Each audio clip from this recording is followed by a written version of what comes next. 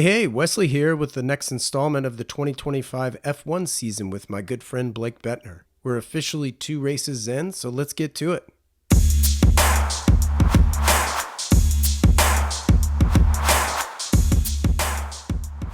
Wesley, man, it's good to see you.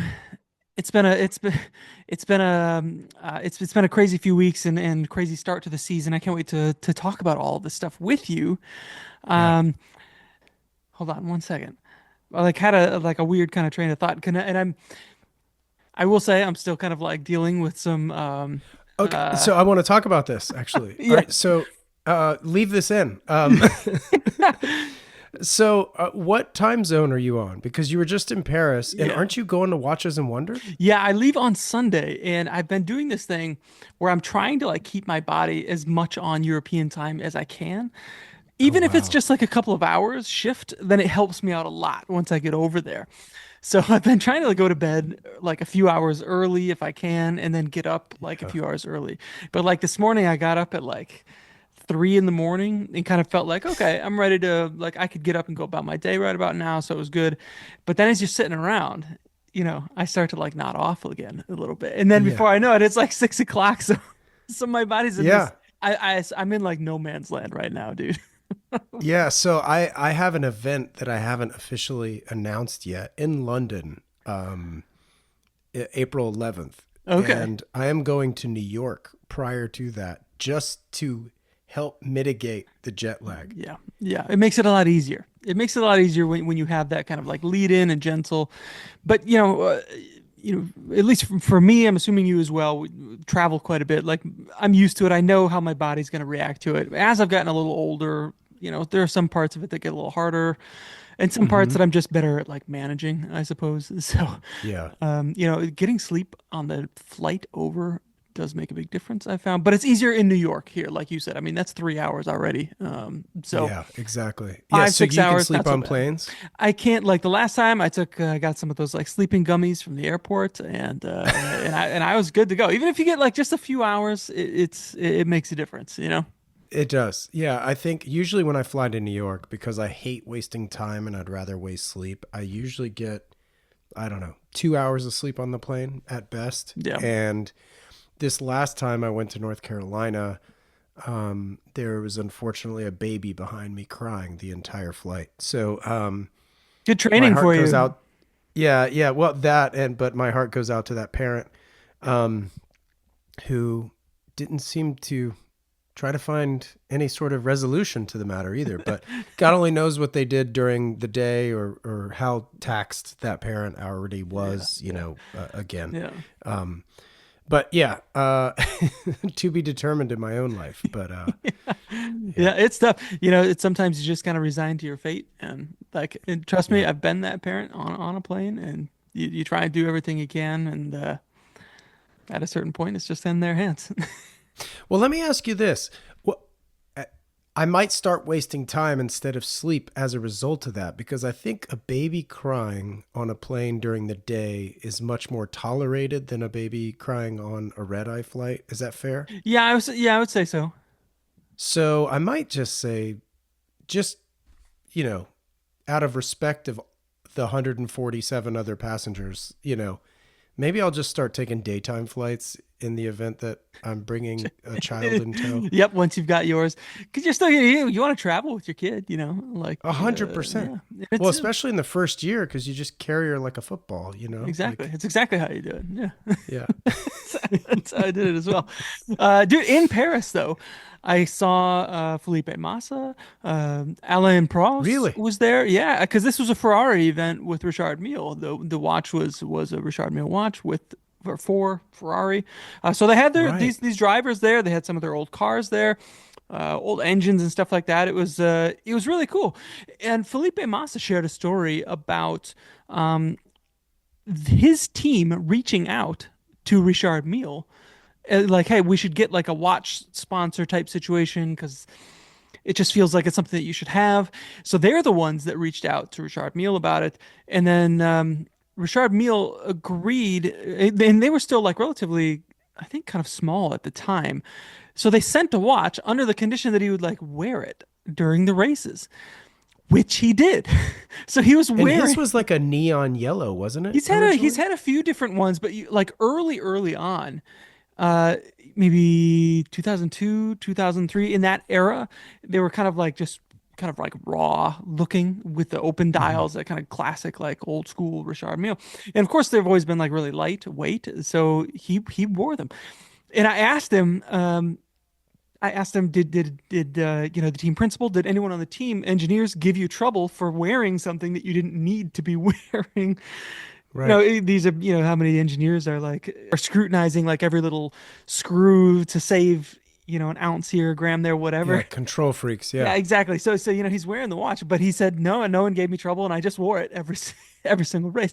I don't think they can do that these days. They definitely can't do that. Otherwise, I think some of the sponsors would have their watches on the wrist during races, but including Sure. Richard Mille, who still sponsors the Ferrari drivers, of course, Hmm. the Ferrari team, and Charles Leclerc driver, Hmm. and then the McLaren team as well. So I think we would see that if you could, but I thought that was pretty cool. Back in the day, he was wearing these things in the cars, in the races. That's amazing. Yeah. That's great. I wonder if he ever like looks at them or saves them as like this is the race I won in this watch, or if it was like this was the season for this watch, or if he ever switched it up. You know what I mean? Yeah, and I didn't get a sense if he was like a sentimental guy or anything like that. That Hmm. yeah, I guess you'd have them like your race helmets, right? Or Yeah. your overalls or whatever else. Like that like, hey, this was a great season, or you know, I won 4 races this season, and there's the stuff that I had on, including the Yeah. watch, which I would imagine would make it quite desirable. Yeah, I would You know? imagine if any watches made their way into the shadow box, you know, on the wall kind of thing. Yeah, yeah, exactly. Next time I see him, I'll be sure to Yeah. I'll be sure Tell to Felipe ask. I said hi. We're basically best friends now, Yeah, that's Wes. great. Yeah, Are you speaking Portuguese already or? getting there. Getting there. Very nice guy. Though I really enjoyed a brief chat with him. I just had James Stacy on my podcast, and he was sat next to him at our dinner, like across the table. So they got to chat like Oh man. the whole time. So the other thing I wanted to ask him about, of course, was this season. You know, to see if these guys are follow along, if they have thoughts. I feel like if you watch the F1 TV or programming or anything like that, you'll see some of these guys wandering around in the paddock, and sometimes they'll grab one and pull them aside and get to ask them a few questions and stuff like that. But now that we've got you know, a couple of races under our belt this season, and this has been a revitalizing season, I would say, Mm-hmm. this year. We've Mm-hmm. got what, Yeah. 5 rookies on the grid? We've got drama already taking place. The very first race in Australia was soaking. It was a trial by Mayhem. fire. This is a race of attrition. Yeah, it's there's been a lot of drama packed in to the first Yeah. 2 races. What are your thoughts so far on the season, Wes? Yeah, I mean, I feel like you kind of hit the nail on the head with the word drama. I mean, Hajar crashed before the race even began. You know what I I mean? felt In so bad Melbourne. for. And of course, you know, you've got Lewis's dad consoling him, which was Yeah, just like really, you know, touching. yeah. Um, yeah, I don't know. I feel like Melbourne. I haven't researched the frequency and or last time it rained or whatever, but I feel like Melbourne's always like a dry qualifying, wet race. Or am I off in assuming that? I don't know. I always feel like there's like sunshine and rain that weekend in some sort of order. Yeah, and this is the first time in a number of years that it's been the first race of the season, or it's moved back into the first race of the season. It used to be Hmm. shuffled a little bit later into the season, so I don't know if it had anything to do with it.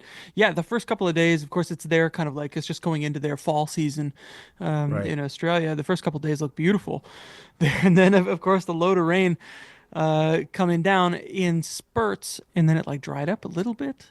This is what Yeah. makes some of these races so much fun. I feel like we had this at Canada the other year too, where there's like the middle of the race is a dry section, and then a Hmm. brief bit of where the rain comes back at the end of the race, Hmm. and that Yeah. makes for like the most fun, bizarre, great, disastrous strategy calls, right? Like all Totally. to happen, like kind of like right in line, and Yeah. then Do you pit? Do you not pit? Do you go to inters? Do you, yeah, you know, yeah. maintain on slicks? Which obviously I think Verstappen did, right? Like he had that conflicted. Yep, he did, but he ended up like diving into the pits. I think about Hmm. right at the right time. And this brings up like the first kind of bit of drama of the season that we can talk about. The Yeah. Ferrari strategy, the kind of, they have a bit of this reputation. I know we talked about it before. They leave the guys out on slicks thinking it's not going to be that much rain. It'll blow right by. This is going to be the move. And then immediately realize that's not going to be the move. My thinking was, if you're going to make that decision, you got to like stick to the courage of your convictions and just stick to it. Or I don't know. Like, were you kind of? I was kind of surprised to see them come back in and just be like, well, let them try it. If they end up in last, they end up in last. But that's kind of like the risk of the decision, right? Well, I mean, I'm not surprised because history has a funny way of repeating itself. You know what I mean? Like they're just kind of Yeah. so Italian in the, oh, maybe, like, oh, we'll see, you know? Yeah, yeah, yeah, and this is where I think it would be helpful for, I think it was beneficial to Carlos Sainz when he was at Ferrari to really kind of be forceful with speaking his mind and like making his own decisions. And I Hmm. know this was Lewis's first race with this engineer, so that they'll figure all this stuff out, and I think they had already come a long way by the second race.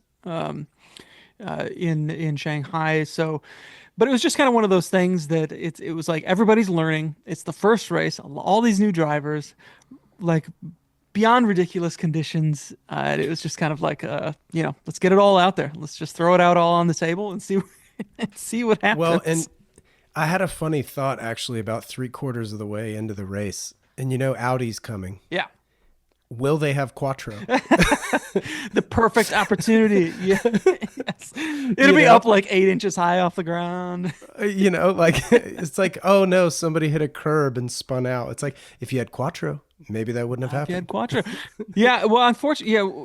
Well, the regulation set that we're in right now, it seems like the Mm. cars need to be as low as possible to the ground to maximize performance, right? This is the trouble that for Lewis and Charles, I think both first got in trouble with this at Austin a couple of years back, and they were both disqualified because of the plank thickness at the end of the race was outside Mm. of regulation. And it happened again here because they're trying to get the car as low as they possibly can to get out every bit of performance that they can. And they did it here again. And of course, it comes back to bite. And Lewis is, zero point 0.4 centimeters out of regulation. So disqualified. Charles, I Yeah. think it was the weight of the car or something like that. So, but it's just interesting to see it come up. And my question is, well, we'll get to Shanghai in a minute, but I guess we can stay kind of focused on Australia here first of all, just because it was interesting. It was a lot of these rookies, their first race in an F1 car. Did any of them stand out to you? Well, I mean, I just hated it because was it Duhan and then Bortoletto both crashed out. Yeah. It's just one of those things. Well, Bortoletto's, I think, having some rough goes just trying to keep the car on the track, just in general. But Yeah. Yeah. and wasn't he's F2 winner, right? Yeah, he won F2. He barely edged out Isaac Hadjar to win the Formula 2 title last year. So I mean, he's not a bad driver, No, right? yeah. Like he's not. I mean, he's won. So that was kind of interesting. But yeah, just overall, I feel like some of the guys in the back are doing their thing, like in positions that you would anticipate. Yeah, I thought, I don't know why, I just felt like Gasly was like in the mix and then he wasn't. It was like he was being passed, then he was not, like, I don't know. But I mean, obviously he's not a rookie, but Yeah. Yeah. Well, I think uh, the Alpine is an interesting car, and I'm glad that you pointed them out because that's a team that looked pretty good in mhm. preseason testing, and Right. they came out and looked pretty good week one and like qualifying, and then took a sharp turn for Shanghai because the FIA announced that they were going to start cracking down a little bit harder on the flexi wing stuff, and Alpine is a team that like came out and said, yeah, we made an adjustment because we didn't want to get caught with that or whatever it was. So they made an adjustment to their rear wing, and you could see the difference that made Yeah. They made it into Q3 in week one and couldn't get out of Q1 in qualifying in by the second race. So it's a huge gulf now that they have to kind of figure out. Yeah. Uh, and they're not the only ones. I think there's a lot of teams still figuring out their car.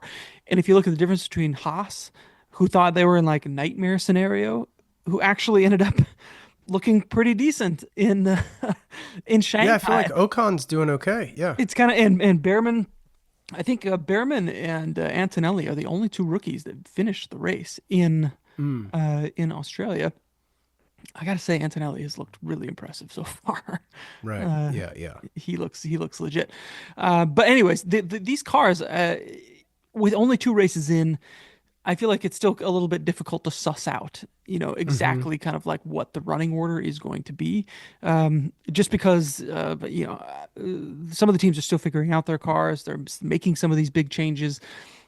Driver lineups, as we're seeing this week, aren't even fully set yet. Right. Right. Yeah. I So, mean, if you think about the news from Red Bull this morning, yeah, finally confirming Lawson out, Yuki's in. yeah. Well, I guess swapped. It's not out, Yeah, but yeah. they'll swapperoo. This is something that we talked about going into the season, the last time that we did this, and I made a comment. I think you made a comment that Yuki is probably the one that deserved that seat going into the season. I felt that he had done enough to get that seat going into the season.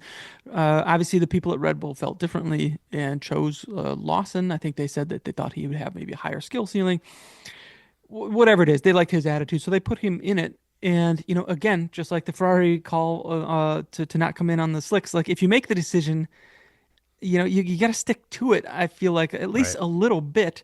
Two races, Wes. Right. Two Right. races. Like I'm Red Bull's known to do this kind of thing, and even I was surprised still that they did this only after two races. Like, I feel really terrible for for Liam Lawson. For Lawson. I know he's had a rough Yeah. go Do in you? this car, but like, come on, two races, and one of them is that wet race in Australia. It's like, Well, what do you think? I mean, do you think there's a possibility that August could have another effect? Mid-season. and if it seems like it's the car that is so tricky to drive, and it seems like Mm-hmm. Verstappen is trying to say that same thing.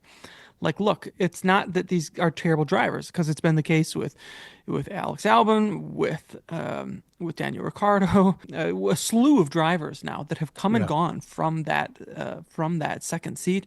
Checo, of course, you know, and they've all kind of said the same thing. And Max has been saying the car has gotten trickier and trickier. It's I feel like he's been kind of sounding alarm bells the last maybe year, even year or two, and now it's in this window of where it's like incredibly tricky to drive.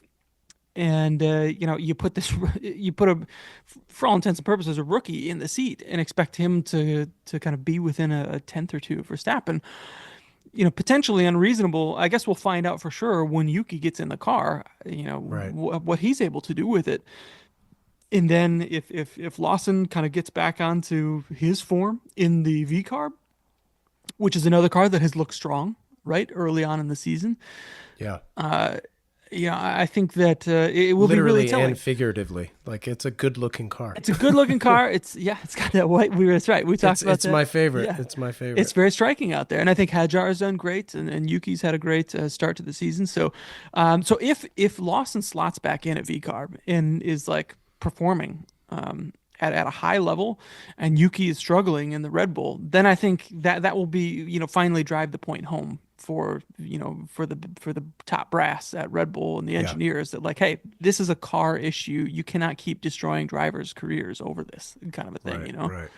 Yeah. So I would you I Yeah, mean that's fair. like would you have given him more time, more races? Like what's the I mean, I think so. I mean, A is a rookie, or well, he's raced a few races, He came right? in Like at halfway least through last season. like Yeah. 12 races. I think he's He done replaced Daniel technically. Ricciardo. Yeah. So, but he was with VCarb, right? Like Yeah. Yeah. last Yeah. year. Yeah. So it wasn't actually the Red Bull car. So really, yeah, to your point, 2 races. It's one of those things where, you've got weather on race one.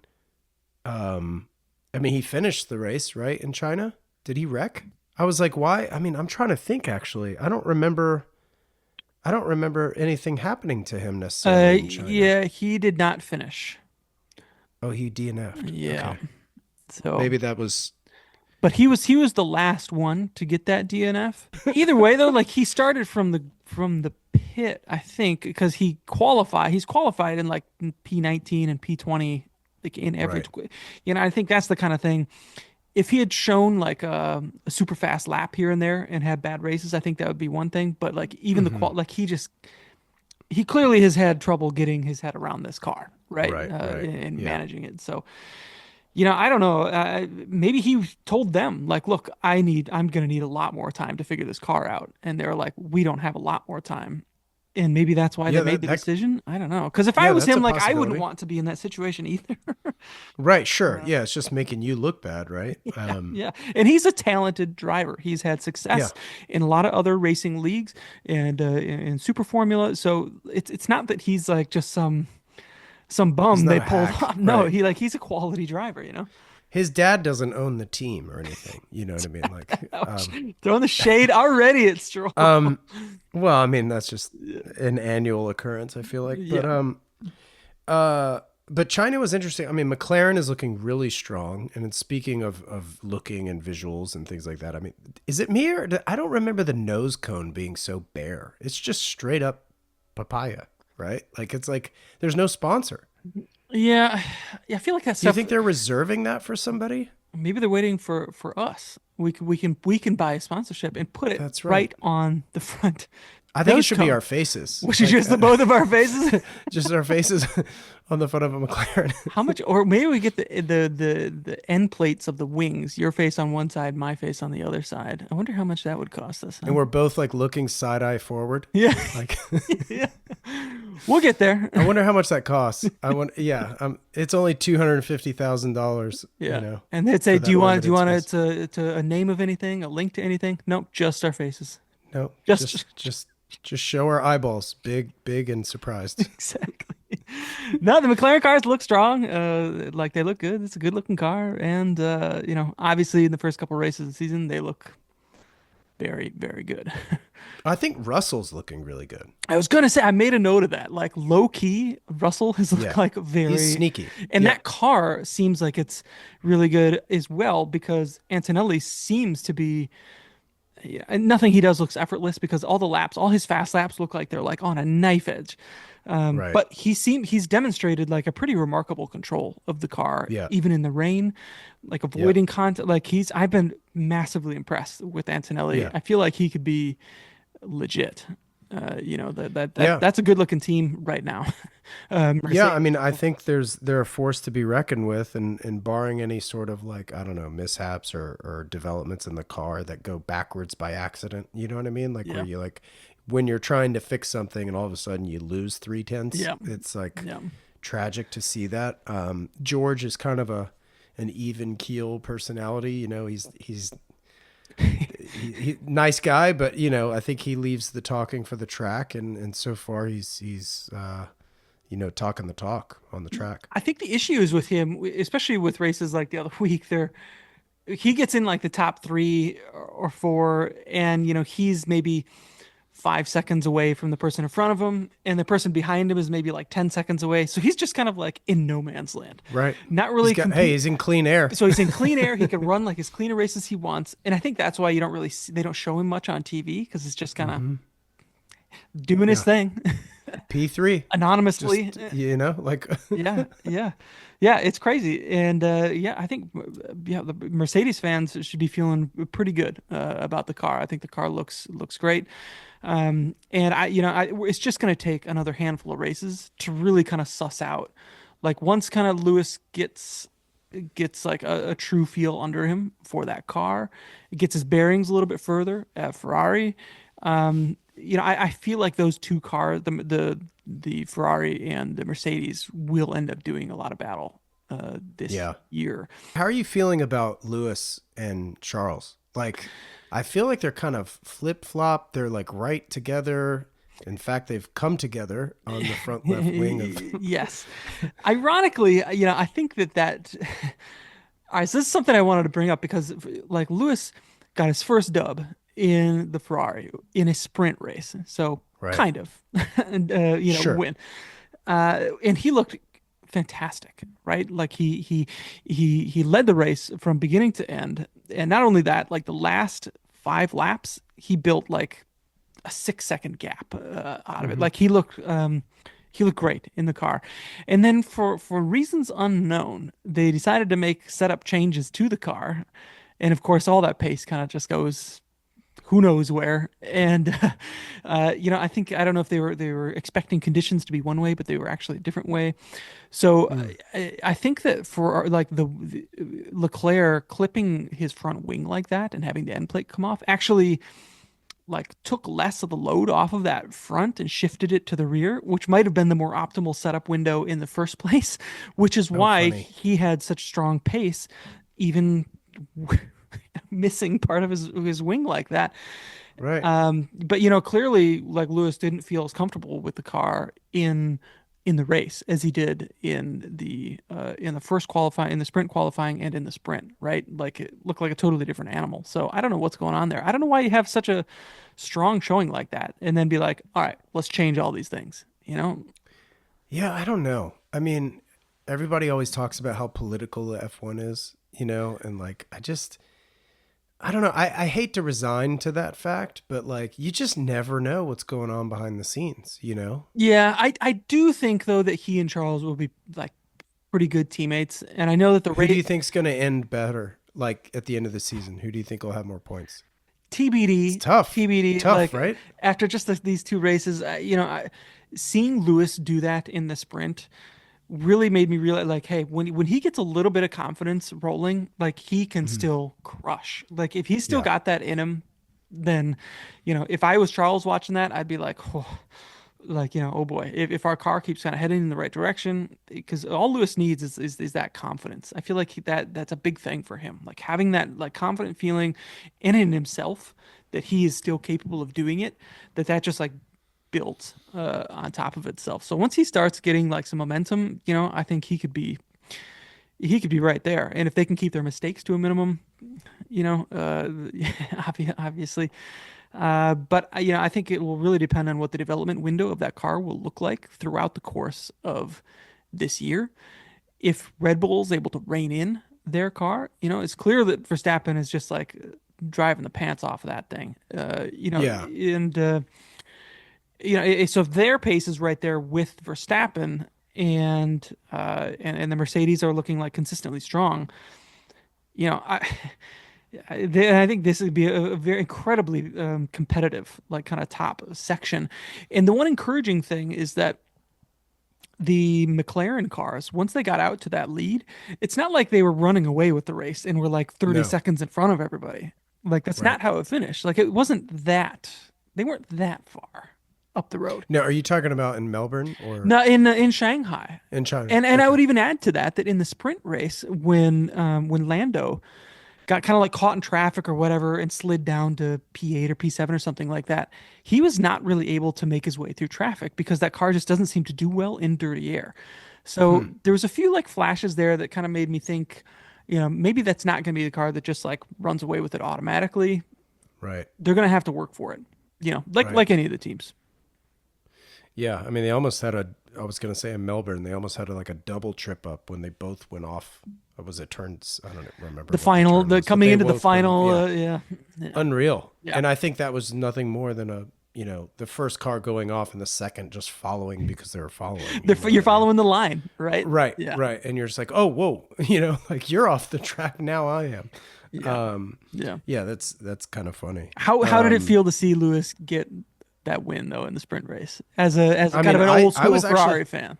Oh yeah, I mean, I was surprised honestly, and not because I mean, it was start to finish, right? But like I was just saying, like no one anticipated that happening this early in the season. I would say because Yeah, even in preseason, I think Lewis was kind of vocal about like I'm having a tough time in yeah, this car. yeah, But yeah, I mean, I love to see it, of course. I think Leclerc is like, jockeying for his position and maybe coming from a slightly insecure position, given that he's up against, a 7-time winner.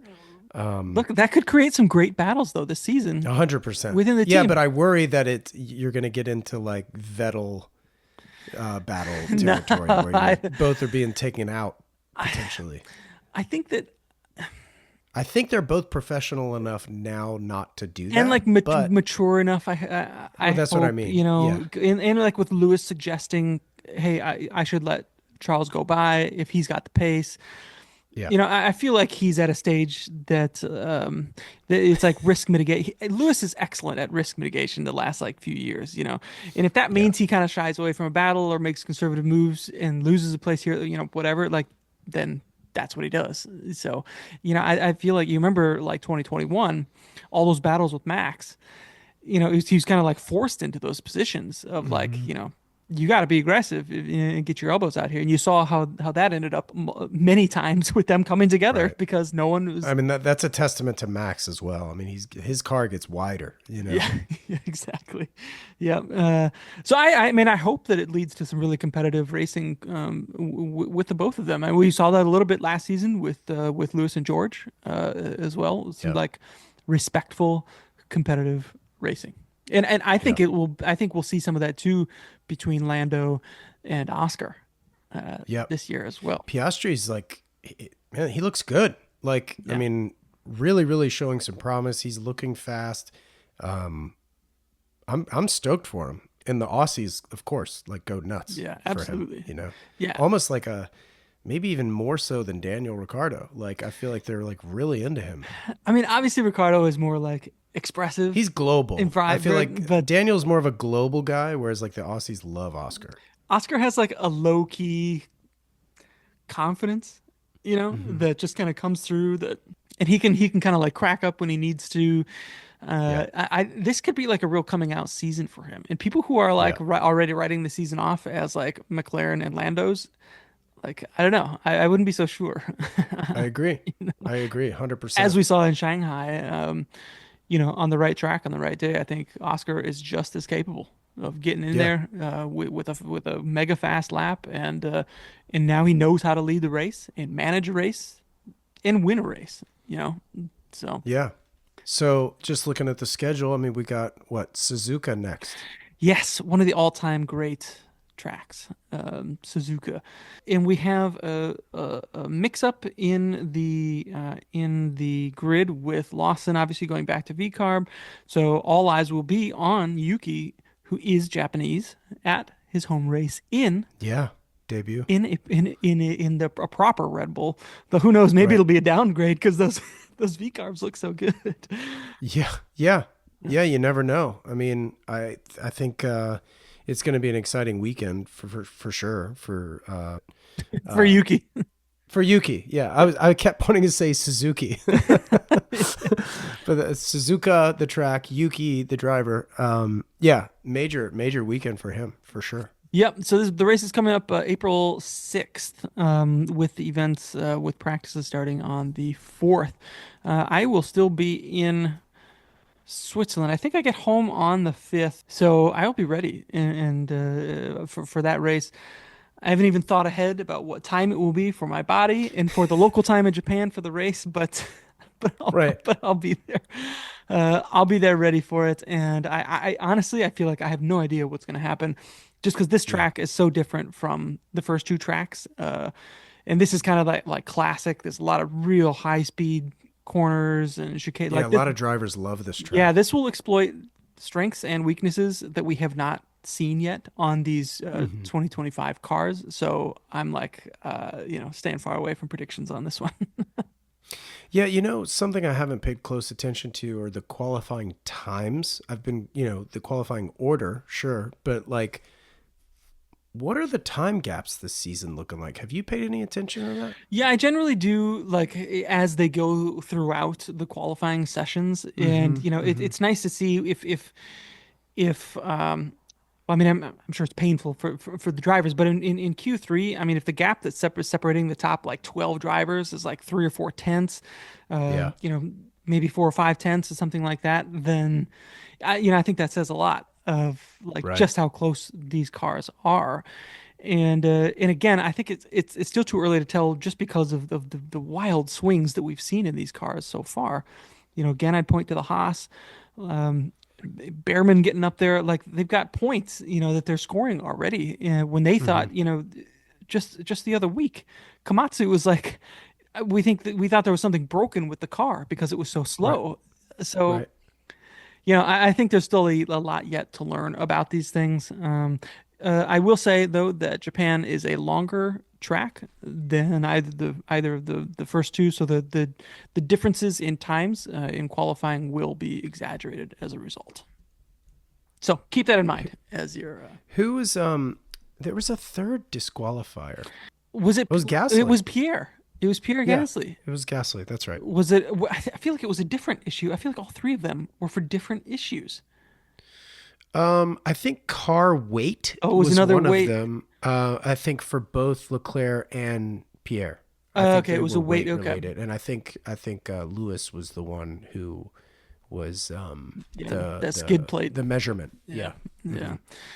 What a bizarre thing to happen. Such a wacky type of thing to be disqualified for. I wonder if they measure, like I know they kind of randomly pull aside cars to make some of these measurements, but like with this being an era of like where the cars need to be that low, I wonder if they Yeah. if they tested every single car on the grid, it's the plate, like how many of them would be in. Maybe they do that, and I'm just not sure. Yeah, it's like the F1 TSA, you know. Like Exactly.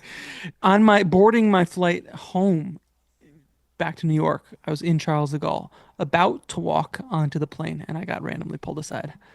did you? Every single thing out of my bag, Oh my doing the god. whole body check. No, I mean the whole 9 yards, right there. So Dude, I recorded yesterday with for Standard Age podcast, and I was telling the story about a Swiss Army knife that I had since I was 9 years old, yeah. and I lost it at Charles de Gaulle.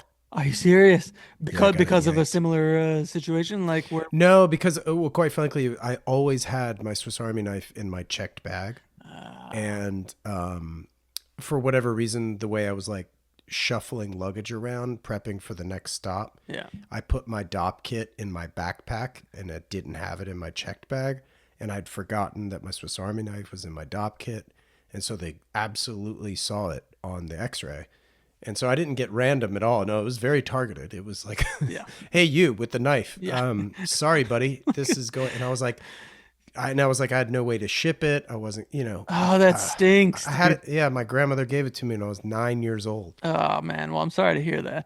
So, but there's a tune in to the Standard Age podcast soon to hear the rest of the story. Who's any preview on the guest? Who's the guest? It was Ken Lamb from Arkin. Love Ken. Yep. He's Yeah, great he's an guy. alum of this podcast as well. Yep. If you're listening to this on the deep track, I'll put a link to that episode down below as well. Yeah. So Now shout out Ken. yeah, Hopefully I'll see him in London in a few weeks. yeah, you have to give him my best. Yeah, if you're not familiar with Arkin watches, you got to check these things out. Really awesome stuff that he's doing, especially in this price range, and a Yeah. really interesting guy as Yeah, well. I'm totally. sure you found that as well. Yeah, it was Speaking with super him, fun. Yeah. he designed his own font for the dial of those watches. It's funny. I asked him about that, and yeah, he did. Awesome Because stuff. he said the numbers at least. Yeah, the numbers. Because Yeah. he's like, yeah, because the numbers you only have to design 9 of them. And I was like, yeah, I guess. You're like, Hey, fair enough. that sounds reasonable. Yeah. What is it to I was design just nine like, numbers? No big deal. yeah, but I actually brought that up on the show. So yeah, it's funny you mention it. Awesome. That'll Yeah. be a must listen. I'll look forward to that one. All right. Any final thoughts? Anything that you're looking forward to with Japan? Are you going to make a prediction? I don't know. I think it depends on weather, right? Obviously, as all races do. But I feel like, I don't know. Like I really think Lewis might. I don't know. I got a funny feeling about Lewis right now. Might I pull don't know one what out? it is. All right. Yeah, and I think Suzuka being old school, and Lewis is always good in the wet anyway. So like, I think that's another reason why I think Australia he was not crashing the car, for example. Yeah. But yeah, I don't know. I've got a sneaky feeling about Lewis. I love Suzuka. I love Japan. Let's just put that on the record. Yeah, I think it'll be an exciting race. I'm trying to think, what am I doing that weekend? That's the day I fly to New York, actually. That's the day that you fly to night. New York. All right. Yeah, so, but I think it should air Saturday night late here. Oh, is because that it's going to be the Sunday. Yeah, situation? they're like 16 hours ahead of us, I Okay. think, Well, if I'm or back in something. town and you're back in town, maybe we can find a pub to hole up and watch it in Oh yeah, while we both yeah. are miserable in Let it, our sure. ulterior time zones. Why don't we just start prepping and we'll be on Japan time and just call it even, That's the pro move. Yeah. and we'll just go eat ramen somewhere. Yeah, Yeah, exactly. I love it. I love it. Well, all right. Well, if you're gonna make a prediction, I will go out on a yeah. limb and I'll say George. I'll say George Oh, is interesting. Okay, got a W in him this weekend. So we'll come fantastic. back to it and see how wrong we are on the next one. So should we say we'll try and get these in every few races or so, where we'll kind Yeah, of talk about what's yeah, going on in the season and our thoughts about how things are going, yep. and if we have something that we feel like we just need to get out. I think, yeah, I think Monaco's going to be exciting this year. I think so too. And we can we'll mix in some more watch stuff. I'm privy to some of the stuff that's coming next week that will be in relation to all of this. So Yeah, we'll dive into all that there's been on some the next teasers episode. on Instagram I've seen. Yeah, it's that season, dude. Yeah, It's that season. All right, should we leave it there? We'll say thank you to the listeners. Thank you for tuning in. right, right. Well, thanks everybody for tuning in. Like Blake said, stay tuned. Every few races, we'll come back with another chit chat. And yeah, you can find the deep track obviously online through Apple Podcasts, Spotify, likewise with Standard H Podcast. And yeah, we love doing this and always welcome feedback. So if you have any, DM either one of us, and we're happy to make changes or additions or what have you. So thanks. Yeah, thanks for tuning in. Take care.